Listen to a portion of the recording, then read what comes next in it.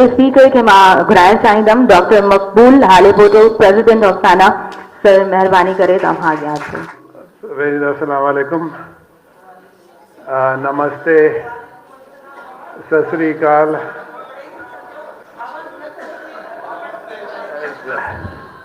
वरी नमस्ते बि चवणो पवंदो सभिनि खे, सत श्री अकाल बि सभिनि खे चवणो पवंदो। तव्हां सभु हिते 100-150 माण्हू वेठा, असां तव्हांखे ॿुधायो त छा हुअणु घुरिजे। कुझु थोरो इंटरएक्टिव सेशन हुजे हा, जीअं असां तव्हां खां ॿुधूं हा त सना तव्हां लाइ छा करे। सो मूं दोस्तनि खां तव्हां वटि आहे दादा, जेकॾहिं को सुवाल पुछणु चाहे कंहिं वटि को माइक्रोफोन ॾियो त दोस्तनि सां। आउं नथो चाहियां, आउं तकलीफ़ करियां, आउं चाहियां थो त असां हिकिड़ो तव्हां खां आउं मालूम आउं सिखां, सना सिखे त असां तव्हां लाइ छा करियूं। सो जेकॾहिं कंहिं वटि आहे माइक्रोफोन त भले पुछे, या भले कंहिंखे को सवाल हुजे। तव्हां जेको सेशन्स आहिनि न, उहे पहिरीं उन्हनि जे राइट्स जे बारे में कंडक्ट कयो त उन्हनि खे ख़बर पवे, ऐं इंटीरियर सिंध में वञो, उते उन्हनि खे ख़बर पए त वेदर उन्हनि जा राइट्स आहिनि कहिड़ा कहिड़ा। उन्हनि खे ख़बर ई न आहे त अग्रेशन अगरि मेन करे रहियो आहे त इहो इलीगल आहे। उन्हनि खे लॻे थो त हिकु मर्द आहे, मर्द जी साइन इहा आहे अग्रेशन जी, ठीकु आहे, त इहा न हुजणु घुरिजे। हाणे मां हिकु ॿी ॻाल्हि ॿुधायां, असांजी सोसाइटी में इहो बि आहे त men don't cry. Why? Because असांजी सोसाइटी में इहो हली रहियो आहे त मैन खे असां सुञाणूं था स्ट्रेंथ ते, ऐं विमेन खे असां सुञाणूं था इमोशन ते। त आई फील कि इहो थियणु घुरिजे, सेशन्स अरेंज करणु घुरिजनि। And thank you very much for coming here in Hyderabad. That's all for me. तव्हांजी उमिरि घणी आहे? How old are you? I am 24. Actually, I turned 25 on 21st of December. Very good. So I'm very proud of you, and I tell you why. Thank you. Because I think one of the speakers कंहिं ॻाल्हि कई त असांजे ज़माने में असांजी जेका generation हुई, जिन वन यूनिट जे ख़िलाफ़ जदोजहद कई, इकबाल वेठो आहे, जिन जॾहिं सिंधीअ में फार्म बंदि थिया त उन्हनि जदोजहद कई, उहा तमामु ज़बरदस्त जनरेशन हुई। अॼुकल्ह जी जनरेशन खे अंदाज़ो ई कोन्हे छा पियो थिए। So thank you for very much for proving us wrong, and that is progress. So I can tell you this fundamental question is, what is the fundamental problem? Is it a problem of rights, or is it a problem of economy? We can debate on it, but I completely agree with you. I agree with you. There may be people on the stage who may not agree with you or I. They may think that economy is the basic problem. But I agree with you that economy is the secondary problem. The basic problem is of rights. Right? And I can tell you the only way you can end all these rights abuses is by bringing awareness. ॿ टे ॻाल्हियूं हमेशह माण्हुनि खे चवंदो आहियां, हिकिड़ी शइ हूंदी आहे इल्मु, ठीकु आहे, ॿी हूंदो आहे शऊर, टियों हूंदो आहे तव्हां कंहिंखे वोकेशनल ट्रेनिंग ॾियो, तव्हां कंहिंखे हुनर सेखारियो। टिनी जो पंहिंजो हिकिड़ो पर्पज़ आहे। हुनर तमामु ज़रूरी आहे, हुन सां इकॉनमी वधे थी। इल्मु बि ज़रूरी आहे, डिग्रियूं बि ज़रूरी आहिनि, पर सभिनि खां वधीक ज़रूरु शऊर आहे। जेकॾहिं असांजी जनरेशन, तव्हांजे जनरेशन खे उहो शऊर न ॾिनो त तव्हांजा राइट्स कहिड़ा आहिनि, त then I think we have failed, and I believe that we have failed. And I can blame त इन करे आहे त मुल्क में डिक्टेटरशिप आहे, ऐं डिक्टेटरशिप रही आहे, उहो directly indirectly we've lived, and our generation has also grown up under dictatorship, so our minds are not free. And if your mind is not free, you can never be free. So I appreciate the fact that you, growing up in this oppressive environment, have a free mind. So I think you deserve a round of applause. And I completely concur with you.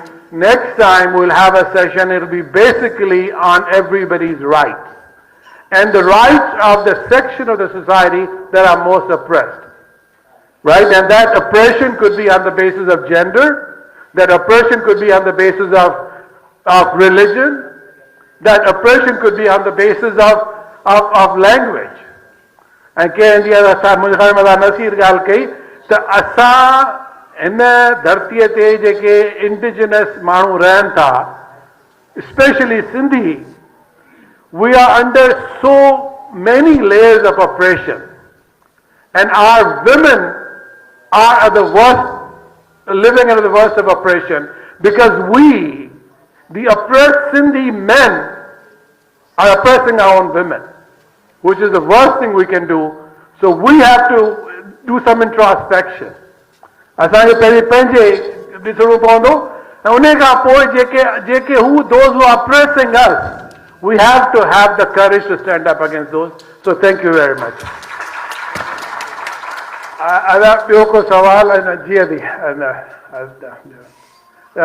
microphone ॾियो.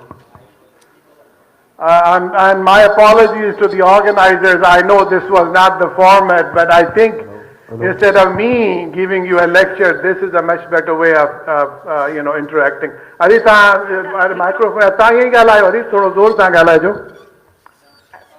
अदी पोयां अदी बीठी आहे. अस्सलाम वालेकुम. अदा मुंहिंजो हिकिड़ो सवाल आहे. मुंहिंजो हिकिड़ो सवाल इहो आहे त जीअं डॉक्टर शीरी साहिबा चयो त सिंध में जा इन्वेस्टर किथे आहिनि. औरतूं त असांजूं कमु कनि पियूं, हुनर बि थिए पियो, सभु कुझु थिए पियो, लेकिन उन्हनि खे ब्रांड ठाहिण ऐं उते इन्वेस्टमेंट करण वारा असांजा माण्हू, उन लाइ सना कहिड़ो किरदारु अदा करे थी. छो त मां पाण अकेली 25 इयर्स खां तक़रीबन 6000 वुमेन्स आहिनि, जेको मां US बि आयमि, लास्ट मां सना में बि पार्टिसिपेट कयो, त मां पंहिंजे अकेले सिर त कयां थी, मां एज़ ए इन्वेस्टर कमु कयां थी, लेकिन सना हुन जे लाइ छा कंदी हुन मूंखे थोरो ज़बरदस्त. ऐं वरी थोरो तव्हांखे हिस्टोरिकल पर्सपेक्टिव ॾींदुसि. हिन ॻाल्हि ते हमेशह एजाज़ मूंखे दड़का ॾींदो आहियां ऐं ॿुधंदो आहियां, पर एजाज़ ऐं इन ॻाल्हि ते हूअं हर शइ असां 99% शयुनि ते एजाज़ तुर्क जी ॻाल्हि पियो करियां, ॿिया बि एजाज़ हूंदा. एजाज़ तुर्क ऐं 99% शयुनि ते एग्री कंदा आहियूं, पर जेको 1% जॾहिं एग्री न कंदा आहियूं, एजाज़ चवंदो आहे बाबा माज़ीअ खे छॾियो त अॻिते जी ॻाल्हि करियो. आउं चवंदो आहियां जेसिताईं असां माज़ीअ खां न सिखंदासीं अॻिते कोन वधी सघंदासीं. सो तव्हांखे थोरो हिस्टोरिकल पर्सपेक्टिव ॾेई वञा. असां सिंध जो, सिंध में 1947 खां पहिरीं सेग्रीगेशन हुई. केरु इहो सम्झे थो त असां 47 खां पहिरीं सभु खीर खंड हुआसीं, ईअं कोन हो. शहरी इलाइक़नि में असांजा हिंदू ब्रदर जेके हुआ उन्हनि जो वधीक कंट्रोल हो, इकॉनमी उन्हनि जी हुई, इन्वेस्टर्स उहे हूंदा हुआ. सिंधी मुस्लमान लैंडलॉर्ड हूंदा या हारी हूंदा हुआ. जेको हिकिड़ो वाक़ियो थियो, असांजो जेको मर्केंटाइल क्लास, जेको न रुगो सिंध पर शिकारपुर ऐं हैदराबाद हितां वई, जेके समरकंद बुखारा खां वठी मिस्र ताईं, यूरोप ताईं एक्सपोर्ट्स कंदा हुआ, उहो मर्केंटाइल क्लास असां खां ओवरनाइट या साल में फुरिजी वियो. असांजो अर्बन जेको बिज़नेस सेक्शन हो ख़तम थी वियो. असां जेके बाक़ी इंडिजिनस सिंधी स्पीकिंग रहियासीं, उहे रहियासीं थोरा एग्रीकल्चर बेस्ड इकॉनमी ते, जेका असांजो सर्वाइवल थियो. ऐं असांजूं ठहियल ठुकियल फैक्ट्रियूं, हलंदड़ फैक्ट्रियूं ॿियनि माण्हुनि खे ॾिनियूं वयूं, पर इहो चयो त कंहिं सिंधीअ खे कोन मिलंदियूं. सो असांजी सोसाइटी जेका इवॉल्व थी पई, आई मीन हिस्टोरिकली सिंध या पूरो most of the sub continent was a agro-based economy. But after the Industrial Revolution, there was an industrial economy that was developing here, especially in Sindh. Karachi jo shahar, Hyderabad jo shahar, Nawab Shah, Shikarpur jo shahar, these were becoming industrial, business hub. Uhe asan khan phurji viya. And I think that put us back about 50 to 100 years. उन खां पोइ थोरी घणी recovery थी, या ख़ुशी जी ॻाल्हि आहे. असां आऊं त उन ज़माने में बि रही चुको आहियां, जॾहिं टंडे अलायर जे शहर में असां सिंधी कोन ॻाल्हाईंदा हुआसीं, डपु लॻंदो हो त असां मारिजी वेंदासीं. अॼु घटि में घटि हैदराबाद में वेही सिंधीअ में ॻाल्हायूं त पिया न. Sindhis are beginning to take back that cities. ऐं जेका ॻाल्हि अॼु कई त industrial investment, that is always comes from an urban upper middle class जेको हूंदो आहे उहो असां डेवलप करियूं पिया. It will take us time. And on top of it, I'll tell you, I'm going to be very frank. I'll tell you, मूंखे कुझु माण्हुनि चयो, मुंहिंजो असांजो कंहिं ज़माने में ख़्यालु आयो त असां का इंडस्ट्री लॻायूं. अमेरिका में वेठे मूंखे कंहिं माण्हू चयो, जीअं तुंहिंजो दिमाग़ ख़राबु कोन्हे. How are you going to invest in a country where there is no security, where there is no stability, where there is no safety? Why do you have flight of capital out of the country? Why are historical industrial families leaving the country? So you have to understand that we live in a very unsafe, insecure environment. And asking those of us who live overseas to invest is a struggle. पर सना पंहिंजे तरफ़ां limited resources में ऐं तव्हांखे इहो ॿुधाईंदो हलां, सना जेका आहे न, सना असां, if I was independently wealthy, त आउं त सिंध छॾे केॾांहुं न वञा. We are all, Sana is an organization of economic refugees. असां एजाज 40 साल महिनत कई आहे, 30 साल असां महिनत कई आहे. असां पंहिंजा उते पहिरीं वियासीं, पघारनि ते हलियासीं, कुझु 2-3 रुपया कमायोसीं, पंहिंजनि ॿारनि खे पढ़ायोसीं. हाणे असांजा ॿार वॾा थी विया आहिनि, उन्हनि वटि असां लाइ टाइम कोन्हे. सो हाणे असां एजाज तुर्क खे मूंखे पेट में सूरु थियो आहे, असांखे सिंध जी ख़िदमत करणी आहे, असां आया आहियूं. हकीकत, I'll be very honest, I'm not picking on anybody, but because a part of that is असां किथे बि रहिया हुजूं, असांजूं दिलियूं असां हिते ई आहिनि. And that is the reason we are here.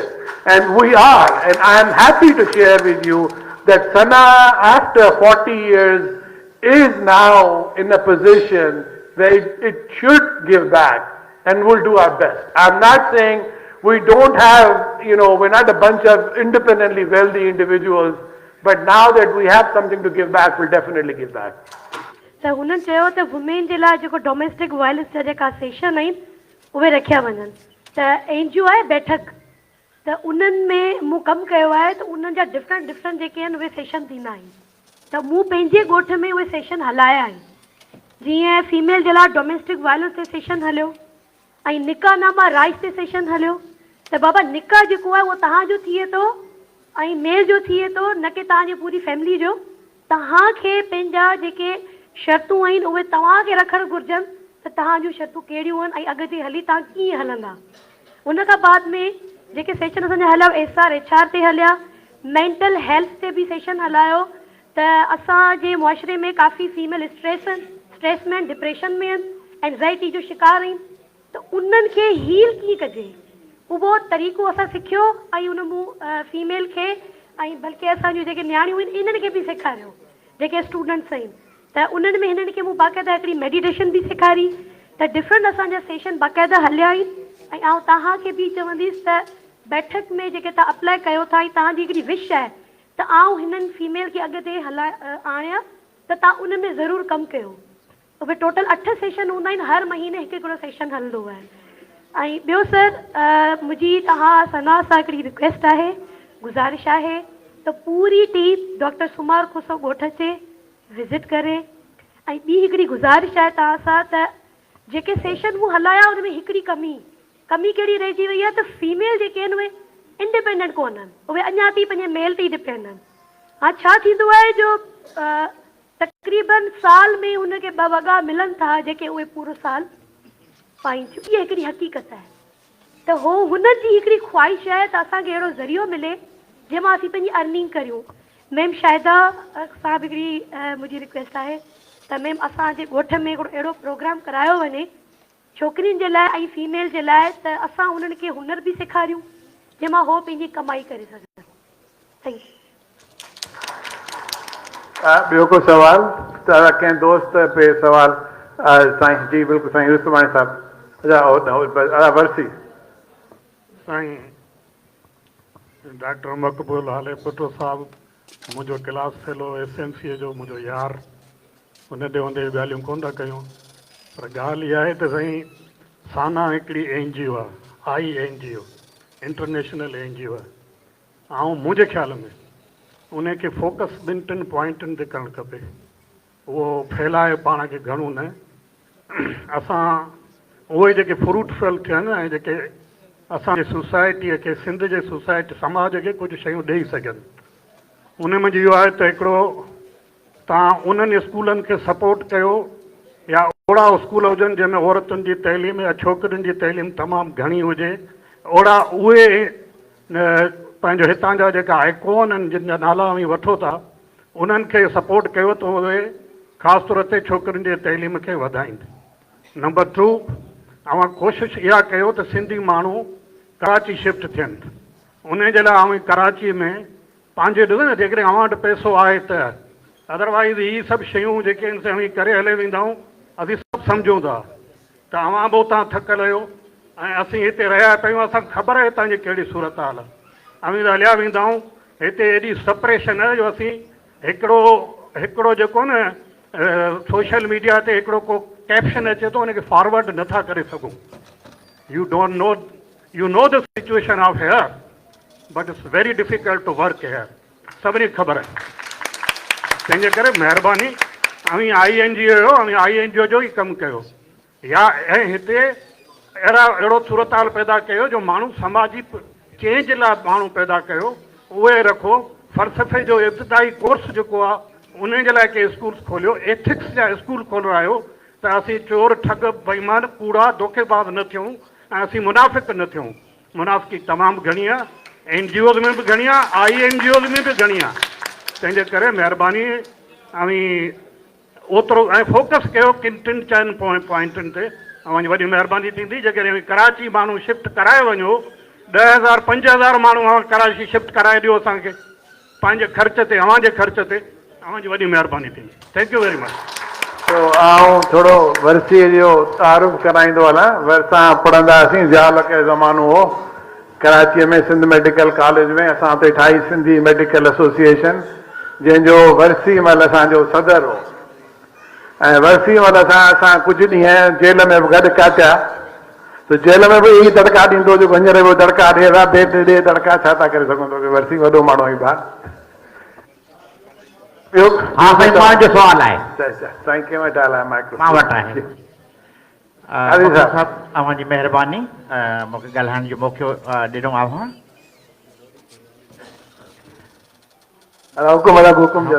मुंहिंजो अर्ज़ु आहे त साना खे जे माण्हुनि अञा सम्झो ई कोन्हे सही तरीक़े सां। माण्हुनि जी उमेदूं इहे आहिनि, साना सिंध जी आज़ादी बि साना वठी ॾे, जेके खंभियल माण्हू आहिनि उहे बि साना आज़ादु कराए ॾे, सिंध जे ॿाहिराणनि में जेके बेरोज़गारी आहे उहा बि साना जो ख़तमु कराए ॾे, ऐं जेको आहे सो असांखे जेको आहे सभई जेके बि बेरोज़गार आहियूं उन्हनि सभिनी अमेरिका बि जेको आहे सो साना असांखे घुराए, असांखे वीज़ाऊं बि असाना वठी ॾे, उनखां पोइ नौकर बि ॾे, असांखे घर ठाराए ॾे। इहे सभु सुवाल जेके आहिनि से उमेद जेके आहिनि, छो त मां त साना जा काफ़ी कन्वेंशन अटेंड कया आहिनि। हिते सिंध जे माण्हुनि जूं उमेदूं इहे आहिनि त इहे सभु न कंदी। जेकॾहिं ॻाढ़ो झंडो फड़कंदो त मक़बूल हाले पोटो वञी हणंदो जेको आहे सो हुते, जेको सो हैदराबाद किले ते। इन में असांजो साना जो जेको सोशल मीडिया सेक्शन आहे या इंफॉर्मेशन सेक्शन आहे उनखे एक्टिव कजे त हू माण्हुनि खे सम्झाए त बाबा साना जो रोल छा आहे।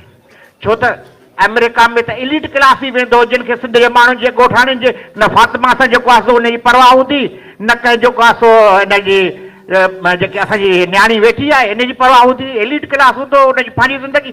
हीअ त अव्हां जेको सो विया मिडिल क्लास माण्हू विया जेके बेकअप था कनि, जेको आहे सो तव्हां हिते जेको माण्हुनि खे ॾियो पिया, त अचूं पिया डोमेस्टिक जेको अॼु जो इक़्तिसादी टॉपिक आहे ख़वातीन जी जेको आहे सो शमूलियत, उन जे लाइ हिमत उन्हनि खे हिमत ॾियाराइजे। साना जे प्रोग्राम्स ऐं कन्वेंशन में जेके ख़वातीन जेके अॻिते आयूं आहिनि, सिंध में ॾाढो परियो आहे, बर्थ जो, हुरमच जो, गगे जो ॾाढो परियो आहे। पोइ माण्हू उन्हनि खे लुट फुरो कयूं, जेका वीचारी जेके रिलीज़ बि थी महीना अखियुनि जो पोरियो हलियो थो अचे, सुइयुनि में हथ फटिजी था पवनि, रिलियूं ॿिया टिया उहे जेके से नंढे अघ ते वठी था अचनि। साना उन्हनि खे थोरो हिमत आहे त जीअं उन्हनि खे पोरियो उन्हनि खे मिले, जीअं इकोनॉमिकली सिंध जी औरत अॻिते अचे। महिरबानी। मक़बूल। महिरबानी साईं, बिल्कुलु तव्हां सां आउं सहमत आहियां। ॿुधाइण तव्हां दोस्त चवंदा टाइम तमामु घटि आहे, त सवाल महिरबानी करे तमामु नंढो, सजेशन तमामु नंढी रखिजो। साईं अॼु साईं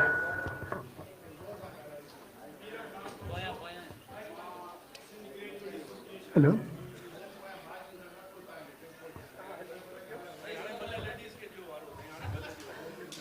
हेलो साईं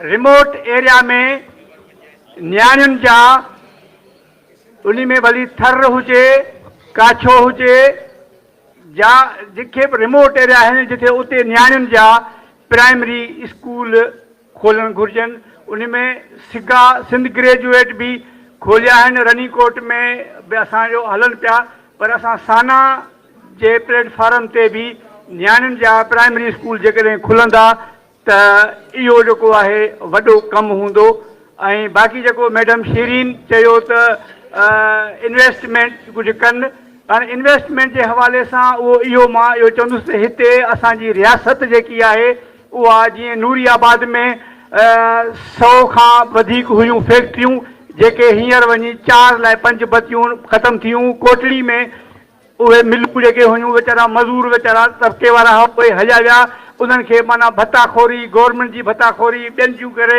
उहे ख़तमु थी विया त हाणे इन्हनि जे लाइ आवाज़ उथारण जे लाइ मां पे चयो त जेकॾहिं आवाज़ उथारिजे Thank you, sir. Thank you, sir, for your suggestion. With the due respect, I would love to say, please ask specific questions. तव्हां suggestions ॾियणु चाहियो था त साना जो पेज मौजूदु आहे 360 मीडिया कम्युनिकेशन जो पेज मौजूदु आहे तव्हांजो खोड़ सारी सजेशन्स असां हुते जेको आहे सो ॾिसी सघूं था ॿुधी सघूं था थैंक यू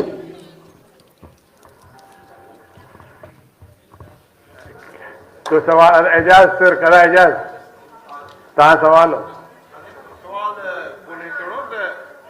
अॼु मां ऐलान थो कयां सना जे तरफ़ां त सिंध जे हर डिस्ट्रिक्ट में हिकिड़ी यूनिवर्सिटी सना ठाहींदी 2 कारखाना बढ़ंदी ऐं अस्पताल वहीं ठाहींदासीं मक़बूल साहब पाण डॉक्टर आहे सो अदा ख़ुदा जे वास्ते हिते कुझु दोस्त ईंदा आहिनि अलाए वॾियूं वॾियूं ॻाल्हियूं करे वेंदा आहिनि सना 2-3 हज़ार माण्हुनि जी ऑर्गेनाइज़ेशन आहे तव्हां हिते 5 करोड़ माण्हू वेठा आहियो त उहे 2-3 हज़ार जेके हितां भॼी विया आहिनि उते वञी स्ट्रगल पिया कनि रोज़गार लाइ उन जेके 2-3 हज़ार मां भायां थो त को 100 बि कोन हूंदा जेके फुली पंहिंजो तयारु आहिनि ॿिया सभु वीचारा तयारु आहिनि struggling phase so if U think that Sana will do anything please forget about it Sindhi में चवंदा न अपनी घोट त नशा थी सिंधियुनि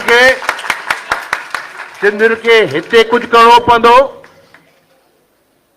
तनवीर चयो आहे मौत मञूं था आहे हक़ीक़त पर हीअ हयाती कूड़ त नाहे धूड़ त नाहे तव्हां हिन हयातीअ खे कूड़ ऐं धूड़ करे छॾियो आहे तव्हांखे पाण करिणो पवंदो असीं जेको असांजे वस में हूंदो असीं मदद कंदासीं बाक़ी इहो जेके कंहिंखे कॉन्सेप्ट आहे त सना या इंग्लैंड जा डॉक्टर या फलाणा कंदा उहो कोन थींदो तव्हांखे पाण करिणो पवंदो ॿियो मक़बूल साहब मां तव्हां सां उहो मुबाहिसो कोन थो कयां पर हीअ जेका अदीअ पे चयो न या हिकु दोस्तनि पे चयो त बाबा असांजो दौरु जेको हो तमामु ज़बरदस्त हो आई टोटली डिसएग्री अॼु जो नौजवान असांजे दौर खां वधीक सुठो आहे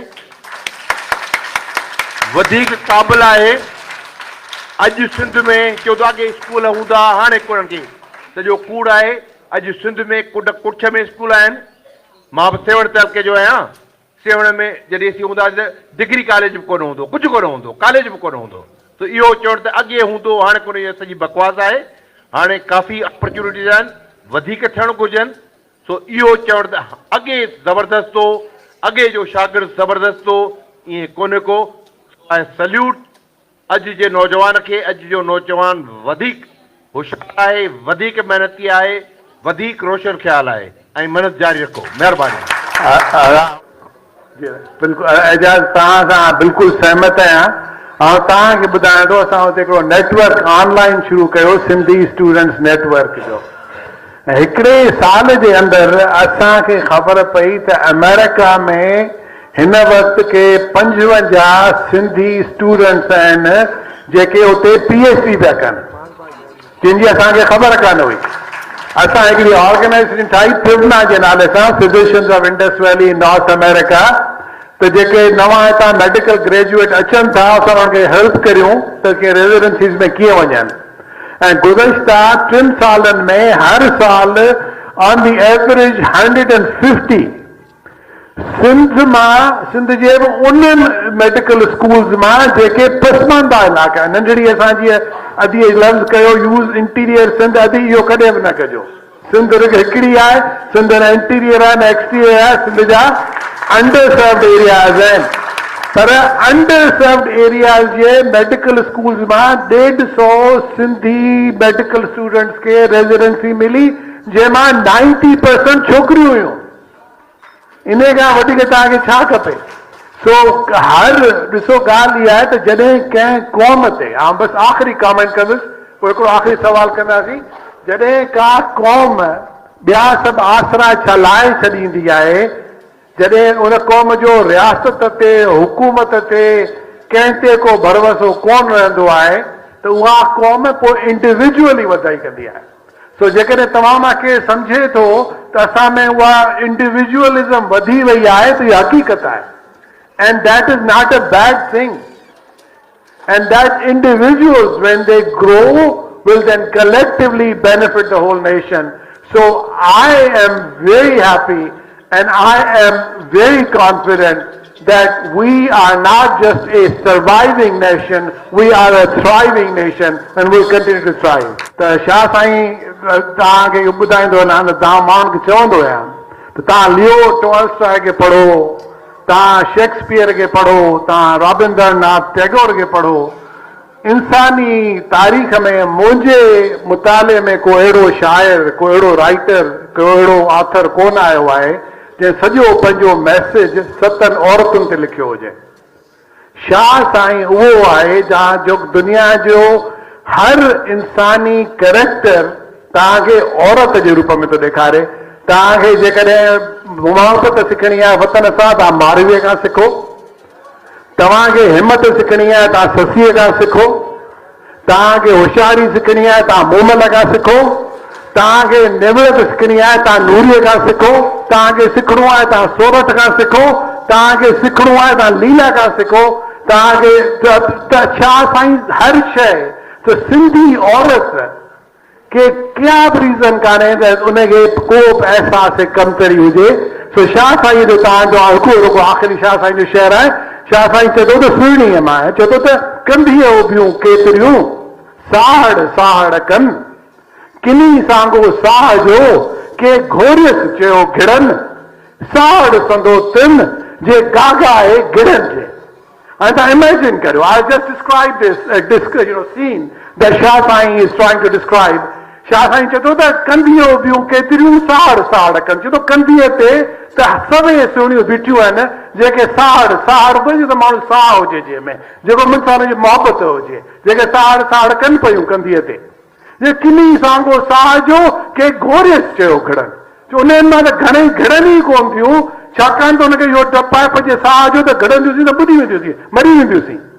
हाणे दरिया भरियल आहे, सभई सुहिणियूं बीठियूं आहिनि, घणे में घिड़े ई कोन थियूं हुन डप में त असां मरी न वञूं। किनी सांगो साह जो के घोरियसि चयो घिड़नि, ॿियूं इहे आहिनि जेके घिड़नि थियूं, चवनि थियूं असां पंहिंजे पाण खे घोरियूं थियूं, असां अहसान बि करियूं पंहिंजे महबूब ते, उन लाइ दरिया में बि घुरियूं। शाह साईं चए थो उन्हनि ॿिन्ही मां कंहिंखे छा कोन मिलंदो पंहिंजो मोहबत, उन्हनि ॿिन्ही खे मंज़िल कान मिलंदी।